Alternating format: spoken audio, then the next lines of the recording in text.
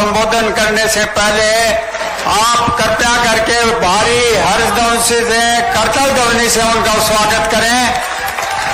आदरणीय प्रियंका जी, आप अब संबोधित करें, आप सादर आमंत्रित हैं।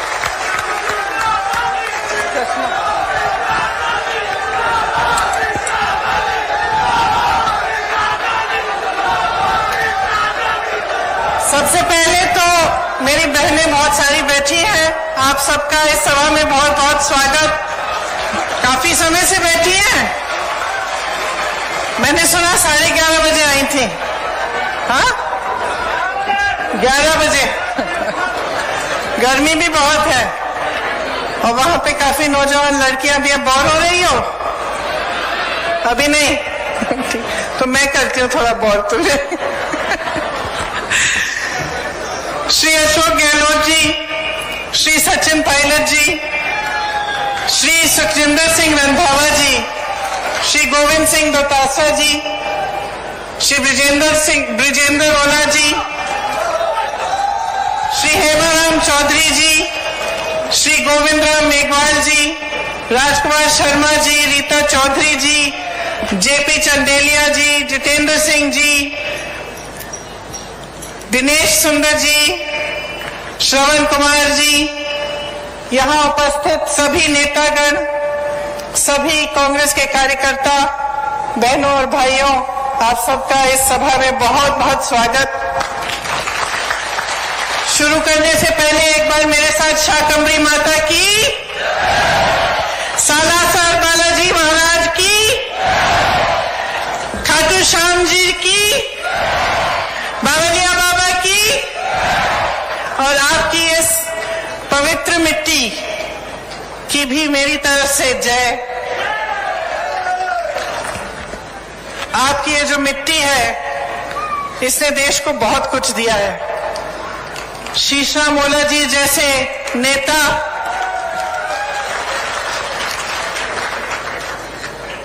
अनगिनत शहीद सैनिक, आपने इसी धरती से स्वतंत्रता की अलग जगाई। 1857 से लेकर आज तक आपकी धरती के वीर इस देश के लिए शहीद होने के लिए तैयार हैं। यहाँ की माताओं को मेरा प्रणाम।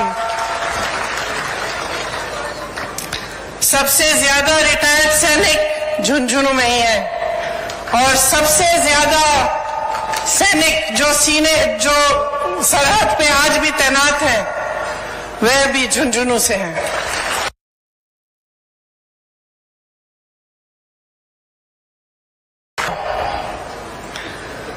बिरला, दालमिया, सिंह,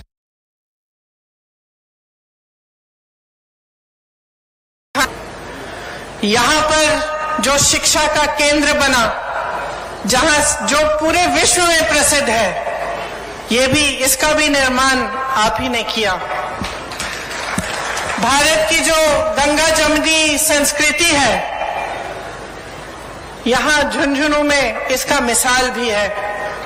यहाँ चंचल नाथ जी के टीले पर कव्वाली भी सुनाई देती है और कमरुद्दीन जी की दरगाह पर भजन भी। ये राजस्थान प्रदेश वीरों का प्रदेश है। आपको गर्व होना चाहिए अपने प्रदेश पे। आपने हमारे देश को कितना दिया। आपकी मेहनती जनता, दिन रात काम करने वाले किसान, आप ही ने इस देश का निर्माण किया है, आप ही ने इस प्रदेश को आगे बढ़ाया है। आपका इतिहास शौर्य का है, शक्ति का है। एक ऐसा इतिहास है जिस पर पूरे देश को गर्व है। तो आज आपके सामने मैं चुनाव के मौके पर खड़ी हूं। ओला जी ने कहा कि मेरे परिवार के बहुत सदस्य मेरे से पहले यहाँ आए, उन्होंने अपने परिवार के सदस्यों की भी बात की। शायद पायलट जी ने आस्था की बात की कि किस तरह से झुंझुनू के लोगों ने इन नेताओं में अपनी आस्था रखी। चुनाव आता है तो हर पार्टी के लोग, हर पार्टी के नेता आते हैं, सबके भाषण सुनते हैं आप। कभी कभी मेरे मन में आता है कि सबके भाषण एक ही लगते हैं मुझे। हम उनको दोष देते हैं, वो हमें दोष देते हैं। हम कहते हैं कि वो भ्रष्ट है, वो कहते हैं हम भ्रष्ट हैं। हम कहते हैं कि हम सेवा करते हैं, वो कहते हैं कि वो सेवा करते हैं। तो आपको कैसे मालूम होगा कि किसकी बात सही है और किसकी नहीं है? और इस देश को चलाने के लिए, प्रदेश को चलाने के लिए आप एक नेता में या एक पार्टी में क्या उम्मीद रखते हैं, क्या चाहते हैं उससे? आपने इस बात को गहराई में, आपने इस बात के बारे में सोचा है? आज मैं इस बात को आपके सामने रखना चाहती हूं कि जो नेता होता है, जो प्रदेश को चलाता है या देश को चलाता है, उसको एक गहरी समझ होनी चाहिए। किसी ने कहा विजन होना चाहिए, रोड मैप होना चाहिए। क्या होता है ये विजन, ये रोड मैप? ये होता है कि भविष्य में क्या बनाना चाहते हैं, किस तरह से प्रदेश का निर्माण करना चाहते हैं, देश को किस तरह से मजबूत बनाना चाहते हैं, और इसमें क्या क्या चीजें हैं जो उसको करनी चाहिए। और ये विजन जो होता है, ये रोड मैप जो होता है, इसी के जरिए फिर विकास होता है। जिस तरह से यहाँ आपका कॉलेज है, ये छात्राएं बैठी हुई हैं, आज आप पढ़ाई कर रही हैं। अगर एक ऐसा नेता इस प्रदेश को चला रहा है जो आपके भविष्य के बारे में सोचे नहीं, तो आप कितनी भी पढ़ाई कर लें, आपको जॉब नहीं मिलेगा। आप रोजगार ढूंढते हुए भटकते जाएंगे, रोजगार नहीं मिलेगा। अगर ऐसी सरकार है जो सोच नहीं रही है आगे के बारे में, भविष्य के बारे में, आप देखिए यहाँ पे बिट्स पिलानी है आपके क्षेत्र में, किसी के सोच के जरिए बनी। बिरला जी ने बनाई, नेहरू जी ने उनका प्रोत्साहन किया, कहा बनाओ, ऐसा इंस्टीट्यूट बनाओ जो विश्व में प्रसिद्ध हो जाए, और उन्होंने किया। आज की सरकार को देखिए, आज की सरकार सिर्फ 2 उद्योगपतियों का प्रोत्साहन कर रही है, सिर्फ 2। उनके जो मित्र हैं उनको पूरी देश की संपत्ति सौंपे जा रहे हैं। देश के बंदरगाह, देश के एयरपोर्ट, देश के जितने भी बड़े बड़े PSU थे। अब आप सोचिए, मैंने भविष्य की बात की, भविष्य में सोचते हैं तो सबसे ज्यादा क्या होता है जरूरी भविष्य के लिए, नौजवानों के भविष्य के लिए? बहनें आप यहाँ बैठी हैं, आप अपनी बेटियों को, अपने बच्चों को पढ़ाती लिखाती हैं, मेहनत करती हैं, रोज खेती में जाती हैं, मेहनत करती हैं, और उस मेहनत की कमाई से इन्हें पढ़ाती हैं। तो आप क्या उम्मीद रखती हैं इनके भविष्य के लिए कि बड़े होकर नौकरी मिलेगी, कमाएंगे, खुद अपना भविष्य मजबूत बनाएंगे? तो अगर एक ऐसी सरकार है जो रोजगार बना ही नहीं रही है, तो फिर आपके भविष्य का क्या होगा? जिसका विजन नहीं है, रोड मैप नहीं है कि रोजगार कैसे बनेंगे। शिक्षा की एक नई संस्था नहीं बनाएंगे, जो पुरानी है उनको भी बिगाड़ के रख देंगे। अगर ऐसी सरकार होगी तो आपके भविष्य का क्या होगा? देखिए, रोजगार कहां से बनते हैं, समझ लीजिए ये बात। सबसे पहले तो बड़े बड़े जो PSU थे, इससे बनते थे। आज मैंने कहा आपसे, सब के सब अपने बड़े बड़े उद्योगपति मित्रों को सौंप दिए हैं। वहां प्राइवेटाइज हो जाता है, उसमें ना आरक्षण होता है और उसमें ना रोजगार बनते हैं। तो जिस सबसे बड़ी जो PSU थे, जहां से रोजगार बनते थे, वो तो इन्होंने अपने बड़े बड़े उद्योगपति मित्रों को सौंप दिए। और ये भी नहीं कहा कि चलो जितने अच्छे उद्योगपति हैं, मैंने इतने नाम लिए आपके सामने जो सब आप ही के क्षेत्र के थे, इन सबका प्रोत्साहन सरकारों ने किया था एक जमाने में, सबको मदद की थी कि आप बड़े बनेंगे तो आप रोजगार दिलवाएंगे, आपकी कंपनियां बड़ी होंगी तो मजबूती होगी देश में। आज सिर्फ 2 उद्योगपति और उनके ऐसी कंपनियां हैं, ऐसे कारोबार हैं जिससे रोजगार नहीं बनते। तो एक तो रोजगार का जरिया यहाँ खत्म हो गया। दूसरा, रोजगार का सबसे बड़ा जरिया क्या होता था, माध्यम क्या होता था? खेती किसानी। और आपने सबकी बातें सुनी, आप खुद जानते हैं किसान का आंदोलन हुआ, किस लिए हुआ इतना बड़ा आंदोलन? कितने किसान शहीद हुए? क्यों उतरे वो सड़क पे? क्योंकि ऐसे काले कानून ला रहे थे जो कि ये पूरी खेती किसानी भी अपने बड़े बड़े उद्योगपति मित्रों को सौंपने जा रहे थे। आपको अपनी जमीनों पर हक, अपनी खेती पर हक, वो सब बिगाड़ने जा रहे थे। और झुके, जरूर झुके, लेकिन ये भी समझ लीजिए बहनों और भाइयों, कब झुके? चुनाव से पहले झुके। जब चुनाव आ रहा था, किसानों को शहीद होने दिया, उससे पहले उनकी कोई सुनवाई नहीं की। सड़क पे बैठे हुए थे, खाना नहीं था, पानी नहीं थी, सर्दी थी, मुझे याद है उस समय किसी ने बात तक नहीं की उनसे। बात तब होनी शुरू हुई जब चुनाव सामने आ रहा था। तब तक हमने खुद आंदोलन किया। लखीमपुर खीरी में किसानों को अपनी जीप के नीचे कुचलने वाले मंत्री के बेटे को उन्होंने बचाया, और वो मंत्री उनके साथ मंच पर बैठता था। कुछ नहीं किया, तब किया जब तुम चुनाव आने लगे। तो आप सोचिए, किसानों ने आंदोलन किया, क्यों किया?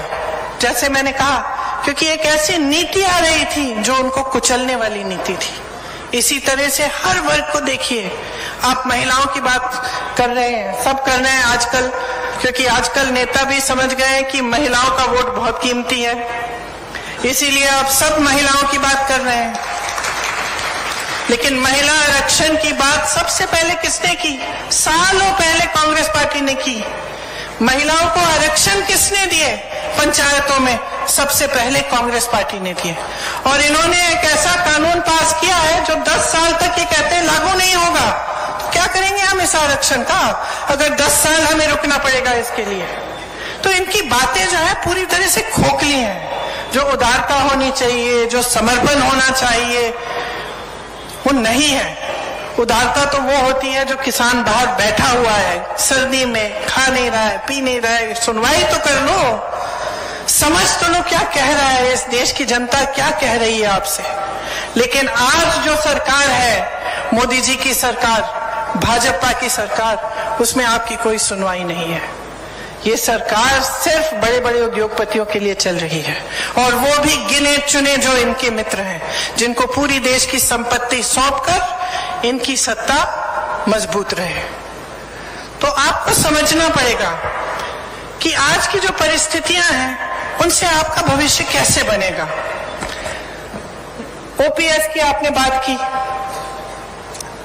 अब जो कर्मचारी है 20-20 साल काम करता है, उसकी क्या उम्मीद होती है? और सरकारी नौकरी, मुझे याद है बचपन में भी जब मैं छोटी थी तो मुझे याद है कि बहुत लोग आते थे कि सरकारी नौकरी किसी तरह से इंदिरा जी से कह दीजिए, पिताजी से कह दीजिए, किसी तरह से हमारी लग जाए तो हमारा जीवन बन जाएगा। किस लिए कहते थे ये बात? क्योंकि नौकरी करने के बाद 20-20 साल नौकरी करने के बाद पेंशन तो ठीक ढंग का मिलता था, उसकी सुरक्षा होती थी। आज जितनी भी ये पुलिसकर्मी हैं, जितने यहाँ तैनात हैं, क्या किसी को पुराना पेंशन नहीं मिल सकता? जब आप मांग उठाते हैं तो आपको कहा जाता है कि पैसे नहीं है इसके लिए। तो अगर इसके लिए पैसे नहीं है तो बताइए, इतने बड़े बड़े उद्योगपतियों के कर्ज माफ करने के पैसे कहां से आए? जो हजारों करोड़ रुपए इनके माफ होते हैं, वो पैसे कहां से आए? जो मोदी जी 2 हवाई जहाज अपने लिए विदेश में जाने के लिए खरीदते हैं, एक 8,000 करोड़ का, दूसरा 8,000 करोड़ का, 16,000 करोड़ के 2 हवाई जहाज सिर्फ अपने लिए खरीदते हैं, उसके लिए पैसे हैं। 20,000 करोड़ रुपए के आपके पास है खर्चने के लिए नए संसद को बनाने के लिए, जबकि पुराना संसद ठीक तरह से चल रहा है। उसका सुंदरीकरण करने के लिए आप 20,000 करोड़ रुपए खर्च करने के लिए तैयार हैं, लेकिन किसान की मांग, किसान का कर्ज माफ नहीं करेंगे। ओपीएस के लिए आपके पास पैसे नहीं है। तो आज की सच्चाई ये है, असलियत ये है, आपने देश को अनगिनत शहीद दिए। इस सरकार ने क्या किया? आपके लिए अग्निवीर ले आए। जब मैं किसानों के लिए लखीमपुर खीरी में आंदोलन कर रही थी, उस समय जब इन्होंने किसानों को कुचला था जीप के नीचे, तो हम उनके परिवार से मिलने के लिए जाना चाह रहे थे, हमें रोक दिया गया। तो हमने, रात का समय था, हम निकल गए अपनी गाड़ी से, हम चले गए कि हम किसी न किसी तरह हम पहुंचेंगे परिवारों के पास। पुलिस ने सब जगह वो नाकाबंदी की हुई थी, हमें ढूंढ रहे थे, हम ऐसे ही निकल गए गाड़ी में पीछे छुप के। 4 बजे रात को हम एकदम एक दूर एक गांव में थे, कुछ नहीं था वहां, बिजली नहीं थी, कुछ नहीं था, और हम इंतजार कर रहे थे कि हमारे कुछ साथी जाके देखें कि पुलिस कार खड़ी है, हम दूसरी तरफ से निकले। तो मैंने देखा कि कम से कम 30-40 बच्चे 3:30 बजे सुबह सड़क पे आ गए। तो मैंने अपने साथियों से पूछा, ये क्या हो रहा है? अरे दौड़ लगाने आए हैं। मैंने कहा, दौड़ किस लिए अभी इस समय? कहते नहीं, ये दौड़ लगाने आए हैं क्योंकि सेना में भर्ती होना चाहते हैं। तो मैंने खुद अपनी आंखों से देखा है कि यूपी के गांव-गांव में, हरियाणा के गांव-गांव में, राजस्थान के गांव-गांव में ये एक उम्मीद है नौजवानों में कि हम सेना में भर्ती होंगे, हमारा जीवन बनेगा, हमें अच्छी नौकरी मिलेगी और हम देश के लिए शहीद हो सकते हैं। और ये आशा, ये उम्मीद अपने दिल में रखते हैं कि हम देश की रक्षा करेंगे, हम देश की सुरक्षा करेंगे। बदले में क्या मिला? 4 साल की स्कीम कि आप सुबह ऐसी दौड़ लगा रहे हो, ट्रेनिंग कर रहे हो, हर तरह की मुश्किलों का सामना करके आप सेना में भर्ती होने की कोशिश करेंगे, और सेना में भर्ती होने के बाद 4 साल बाद आप घर वापस आ जाएंगे और आपको वो भी बेनिफिट्स नहीं मिलेंगी जो बाकी सेना में मिलती है। तो आजकल जब मुझे नौजवान मिलते हैं, मुझे कहते थे हम तो इस बार तो हम भरेंगे ही नहीं एप्लीकेशन, हम भर्ती ही नहीं होना चाहते, क्या फायदा है दीदी? तो जहां जहां आप देखो, ये सरकार आपको दबाने की कोशिश करती है और आपके भविष्य को नकारती है, सिर्फ अपनी सत्ता, अपना भविष्य देखना चाहती है। आज बेरोजगारी इस देश में 45 सालों में सबसे ज्यादा बढ़ गई है। जैसे मैंने कहा, जहां जहां से रोजगार बनना था वो तो खत्म कर दिया आपने। जो छोटे कारोबार थे, छोटे बिजनेस, छोटी दुकानें, यहां से भी रोजगार बनते थे, क्या किया? नोटबंदी लाए, जीएसटी थोप दी, अब हर चीज पे जीएसटी, सब कुछ महंगा हो गया, दुकानदार अपनी कमाई नहीं कर पा रहा। तो जहां जहां से रोजगार बनने थे वो सारा खत्म कर डाला। ऊपर से महंगाई इतनी बढ़ा दी कि प्रदेश की सरकारें आपके लिए महंगाई राहत कैंप लगा रही हैं।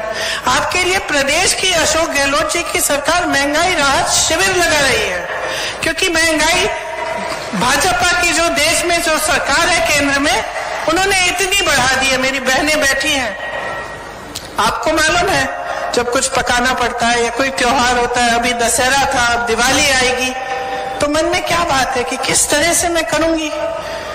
आप कुछ खरीदना चाहते हैं घर के लिए, धनतेरस आएगा, धनतेरस पे खरीदना चाहती हैं, तो आपके दिल में हमेशा ये बात होती होगी कि कैसे करूंगी, कमाई तो कम हो रही है, महंगाई इतनी बढ़ रही है, बच्चों को पढ़ाना है, उनको स्कूल भेजना है, उनकी फीस भरनी है, उनकी किताबें खरीदनी है, उनके कपड़े जूते खरीदने हैं, कोई बीमार पड़ जाता है उसका इलाज कराना है। यहाँ तो प्रदेश सरकार ने आपको इतनी मदद दी है, महंगाई राहत शिविर लगाए हैं, इलाज के लिए 25 लाख का बीमा है, 25 लाख का इलाज मुफ्त। जब मैं दूसरे प्रदेशों में जाती हूँ और ये बात कहती हूँ तो चौंक जाते हैं। वहां तो अगर कोई बीमार पड़ता है तो दिल में इतना टेंशन हो जाता है, इतनी घबराहट हो जाती है कि किस तरह से हम इसका इलाज भी कराएंगे। तो ये परिस्थितियां हैं आज की। तो इन सबको आप अच्छी तरह से जब समझेंगे और आप जागरूक बनेंगे कि किस तरह की सरकार आप चाहते हैं, किस तरह के नेता चुनना चाहते हैं। क्या आप ऐसे नेता चाहते हैं जो सिर्फ अपना ही भविष्य देखते रहे, अपनी सत्ता में रहने का काम करते रहे और आपके बारे में सोचे ही नहीं? चुनाव आए तो धर्म की बातें शुरू। तो आपका काम है कि नहीं है, आपका दायित्व है, आपका धर्म होना चाहिए और आपका कर्तव्य है कि आप नेता को जवाबदेह बनाओ। और असलियत यह है बहनों और भाइयों कि जो धर्म की राजनीति चलाते हैं उनकी जवाबदेही खत्म हो गई है। वो समझ गए हैं कि चुनाव के समय धर्म की बात कर लो, जाति की बात कर लो, सबके जज्बात उससे जुड़े हुए हैं, सबको डरा लो, सबको कह दो कि हम धर्म की सुरक्षा नहीं करेंगे तो ऐसा हो जाएगा, वैसे हो जाएगा और वोट मिल जाएंगे। ये समझ गए हैं कि काम करने की जरूरत नहीं है, सिर्फ धर्म का नाम लीजिए, जाति का नाम लीजिए, चुनाव के समय वोट बटोरते जाइए, लेकिन इस सिलसिले को बंद करना ये आपका कर्तव्य है। जब तक आप जागरूक नहीं बनेंगे, जब तक आप ये तय नहीं करेंगे कि जो नेता है वो काम की बात करे, वो काम करके दिखाए और उसी काम के अनुभव पर आपका वोट लगेगा, तब तक ये राजनीति चलती रहेगी। और देखिए, मैं कुछ दिनों पहले सिकराई गई थी, वहां पे मैंने एक बात की, इतना भड़क गए भाजपा वाले कि मुझ पे केस भी डाल दिया उन्होंने। और मैंने बात सुनिए क्या कही थी। मैंने ये कहा था कि मैंने टीवी पे देखा, पता नहीं सच है कि नहीं, क्योंकि टीवी पे ऐसी बातें भी होती है जो सच नहीं है आजकल, लेकिन मैंने टीवी पे देखा कि श्री देवनारायण जी के मंदिर में मोदी जी गए और उन्होंने एक बक्सा होता है ना मंदिर का, उसमें लिफाफा डाल दिया। हाँ, फिर उस लिफाफे को 6 महीने के लिए किसी ने खोला नहीं कि मोदी जी ने डाला है। 6 महीनों बाद वहां के जो मंदिर के जो पंडित हैं और सब लोग इकट्ठे हुए और टीवी वाले भी कैमरा लेके गए और उन्होंने वो बक्सा खोला, तो उस लिफाफे में से क्या निकला? 21 रुपए निकले। तो सबकी उम्मीदें कहां थी और निकला क्या? देश के प्रधानमंत्री इतने बड़े नेता और उन्होंने 21 रुपए का लिफाफा डाल दिया सबके सामने कि लिफाफा तो डल रहा है, उसके अंदर क्या है हमें नहीं मालूम। तो देखिए, मैं तो समझ गई कि ये मोदी जी का लिफाफा खाली है। ये बात चुभ रही है इनको क्योंकि ये बात सच ही होगी, और ये बात इसलिए चुभ रही है क्योंकि जो काम ये करते हैं उससे यही दिख रहा है बार बार। वो कहते हैं महिलाओं के लिए आरक्षण, आरक्षण कब आएगा? 10 साल बाद। बिल पास हुई अभी, आरक्षण आएगा 10 साल बाद। इसका मतलब क्या है? मोदी जी का लिफाफा खाली है। हमने जाति जनगणना की बात की, इन्होंने ओबीसी वर्ग के लिए बोला कि हम आगे बढ़ाएंगे, हम खूब काम करेंगे एससी, एसटी, ओबीसी के लिए। फिर जब हमने जाति जनगणना की बात की, फिर से मुंह बंद, कुछ नहीं कहते। क्यों? क्योंकि मोदी जी का लिफाफा। ईआरपीसी का वादा किया, 10 साल निकल गए, बनाया उन्होंने? नहीं बनाया ना। क्यों? क्योंकि मोदी जी का लिफाफा। देखिए, इनके सिर्फ खाली घोषणाएं हैं, खोखली घोषणाएं हैं, खाली लिफाफे हैं। जो भी घोषणा करते हैं उसको जमीन पे उतारते नहीं हैं। आज कांग्रेस की सारी सरकारें जितनी भी गारंटी दी हैं, जितनी घोषणाएं की हैं, आज जमीन पर उतार रही हैं। छत्तीसगढ़ को देखिए, राजस्थान को देखिए, हिमाचल प्रदेश को देखिए, कर्नाटका को देखिए, और मेरी बातों पे मत जाइए। ये नौजवान बच्चे बैठे हैं, मेरी बातों पे मत जाओ, इंटरनेट पे जाओ, देखो कि कौन से प्रदेशों में कौन सी गारंटी लागू हो रही है कि नहीं, और आपको खुद दिखेगा। आपका अपना अनुभव है, आप महंगाई शिविर कैंप में गए होंगे, आपको यहाँ की प्रदेश की सरकार ने जितनी भी सुविधाएं दी हैं, आपको उसका अपना अनुभव होगा। तो आप मन बना लीजिए इस बार। कांग्रेस की बहुत सारी परियोजनाएं, इधर बड़ी लंबी लिस्ट है, स्वास्थ्य, भोजन, शिक्षा, सब चीज। पूरे देश में राजस्थान आज स्वास्थ्य का अधिकार देने वाला पहला राज्य है। स्वास्थ्य बीमा मैंने आपसे कहा 25 लाख रुपए तक है। ग्रामीण क्षेत्रों के लिए 1000 इंदिरा रसोई चल रही है, जिसमें 8 रुपए में आपको भरपेट भोजन मिल रहा है। कहीं नहीं हो रहा है ये किसी प्रदेश में। Indira Gandhi gas cylinder subsidy योजना के तहत 500 रुपए का आपको गैस सिलेंडर मिलता है। इन्होंने 1200 तक इसका दाम कर दिया था, बढ़ा दिया था। अब चुनाव आ रहा है, उसको घटाने जा रहे हैं, वो भी अपने प्रदेशों में। तो आपको देखना चाहिए कि क्या हो रहा है आपके साथ। धोखा हो रहा है, खोखली बातें हो रही हैं। हमारी सरकार ने यहाँ 1 करोड़ से ऊपर उपभोक्ताओं का बिजली बिल शून्य बनाया है। आपको बिजली बिल शून्य की मिलती है। यहाँ आज मिनिमम इनकम गारंटी एक्ट लागू है। मिनिमम मिनिमम इनकम गारंटी का मतलब है कि जो भी नौकरी करता है, काम करता है, उसको इससे कम पैसे नहीं मिलने चाहिए, इसकी गारंटी है। 5 लाख गिग वर्कर्स को कानूनी सुरक्षा दी है। जैसे जो यहाँ से गांव से बड़े बड़े शहरों में जाते हैं काम करने के लिए, कोई उनकी सुरक्षा नहीं देखता, कोई ये नहीं देखता कि वो नौकरी कर रहा है उसको कितने पैसे मिल रहे हैं। तो इसलिए उनके लिए खास ये योजना बनाई गई। 12वीं तक शिक्षा निःशुल्क हो गई है आपके प्रदेश में। 309 नए कॉलेज बने हैं, 9 नई सरकारी यूनिवर्सिटियां खोली हैं, 2500 महात्मा गांधी राजकीय स्कूल खोले हैं, हर जिले में अस्पताल और नर्सिंग होम है, सरकारी नौकरियों में ठेका प्रथा खत्म कर दिया गया है, 21 लाख किसानों को 14,000 करोड़ का कर्ज माफ किया है। हमने ये नहीं कहा कि पैसे नहीं है इसके लिए। अन्नपूर्णा फूड पैकेट के माध्यम से आपको गेहूं, दाल, चीनी, तेल, नमक और मसाले सब कुछ मिलता है। केंद्र की कुनीतियों को कांग्रेस ने यहाँ पर आपके प्रदेश में रोकने की कोशिश की है, आपको मदद करने की कोशिश की है। आप इनकी वजह से जूझ रहे हैं और हम आपको मदद करने के लिए, आपकी सहायता करने के लिए सब कुछ करने की कोशिश कर रहे हैं। हमारा कांग्रेस का जो लिफाफा है वो आपके लिए राहत और सहायता और सुरक्षा की पूंजी से भरा हुआ है। तो मैं तो कहती हूं इनका लाभ उठाइए, अपने भविष्य को मजबूत बनाइए। आपके सामने सब कुछ है। देखिए, मेरी दादी इंदिरा जी कहती थी कि सबसे ज्यादा विवेक पब्लिक में ही है। और जब कोई शक हो कि समझ में नहीं आ रहा है कि क्या करना है, कैसे करना है, पब्लिक के पास जाओ। जनता बताएगी तुम्हें कि तुम्हें क्या करना है और कैसे करना है। तो इस देश की सबसे बड़ी मजबूती जनता ही है। अफसोस इस बात की है कि आप इस बात को समझ नहीं रहे हो।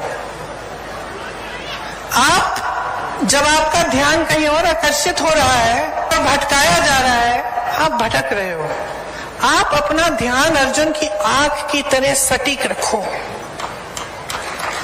और कहाँ होना चाहिए ये ध्यान? अपने ऊपर, अपने बच्चों के भविष्य के ऊपर, अपनी खेती पे, अपने रोजगार पे। आपके लिए क्या हो रहा है, आपके लिए सरकार क्या कर रही है, किस तरह से ये सरकार आपको मजबूत बनाएगी, किस तरह से ये सरकार आपके बच्चों के भविष्य को बनाएगी, इस पर आपका ध्यान होना चाहिए और इससे हटना नहीं चाहिए। तो मैं एक ही चीज मांगने आई हूं, वोट मांगने नहीं आई हूं, मैं आपकी जागरूकता मांगने आई हूं। मैं ये मांगने आई हूं कि अब चुनाव का समय है, समझ लो ध्यान भटकाने वाला कौन है और काम करने वाला कौन है। आज जो भाजपा की परिस्थिति है आपके प्रदेश में, अपने लोगों को समेट नहीं पा रहे हैं, खुद एक नहीं हो पा रहे हैं। वो तो ये देख रहे कि उनके कौन से वरिष्ठ नेताओं को मार्गदर्शक मंडल में डालें, खुद देख रहे हैं ना।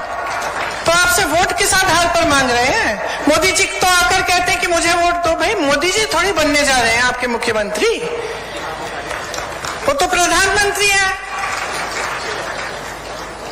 तो बात समझिए, बिखरी हुई पार्टी जो आपके भविष्य को ध्यान में नहीं रख रही है, आपके पेंशन काट रही है, आपको रोजगार नहीं दे रही है, महंगाई बढ़ा रही है, और दूसरी तरफ एक पार्टी जिसके सारे नेता आपके लिए समर्पित हैं। नौजवान नेता सचिन पायलट, बुजुर्ग नेता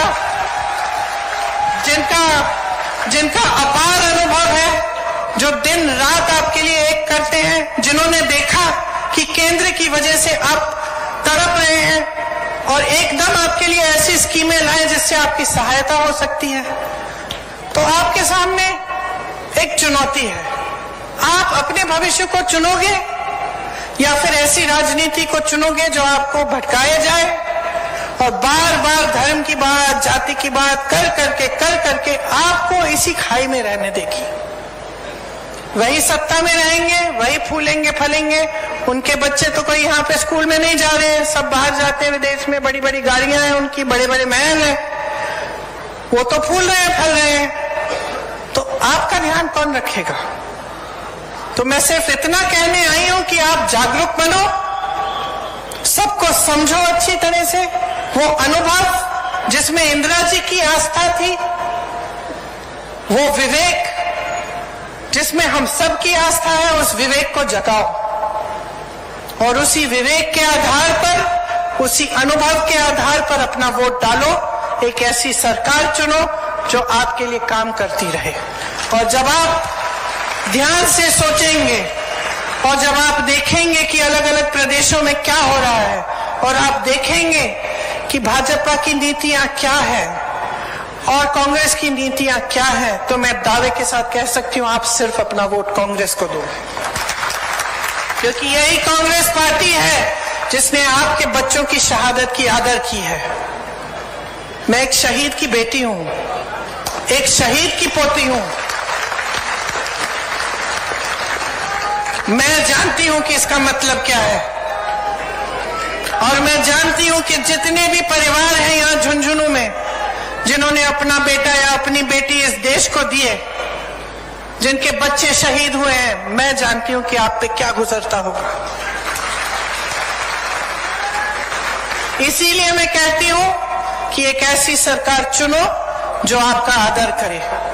जितनी श्रद्धा आपको नेताओं में है, आप नेताओं में रखते हैं, उतनी ही श्रद्धा नेता को आप में रखनी चाहिए। और अगर नेता भटक रहा है तो आपको सिखाना पड़ेगा। ये आपकी एक बहुत बड़ी जिम्मेदारी है। इसको पूरी तरह से 25 तारीख को निभाइए। मेरी बातों को याद रखिए, भूलिए नहीं। बोर तो नहीं किया? अच्छा, बोर नहीं हुआ तो जोर से मेरे साथ बोलो एक बार, जय हिंद, जय हिंद, जय हिंद। धन्यवाद। खाटू श्याम जी की, बावलिया बाबा की और आपकी इस पवित्र मिट्टी की भी मेरी तरफ से जय। आपकी ये जो मिट्टी है, इसने देश को बहुत कुछ दिया है।